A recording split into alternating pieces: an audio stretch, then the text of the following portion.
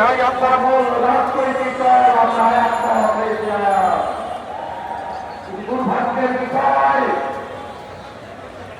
ভোটের আগে পর্যন্ত তারা সর্বাধিক গণভোটের বিপক্ষে বলে লড়াই, কিন্তু ভোটের পরে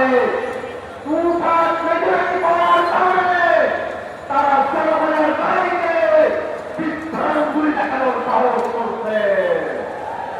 জনগণ গণভোটের মধ্য দিয়ে বাংলাদেশের রাষ্ট্র কাঠামোকে পরিবর্তন চেয়েছে।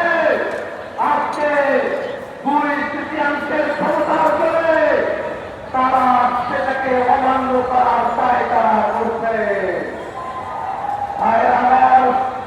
তারা সংবিধানের কথা বলছে, আমরাও বলি দেশ পরিচালনা করতে সংবিধান লাগবে, কিন্তু সেই সংবিধান ৭২-এর মুজিববাদী সংবিধান না।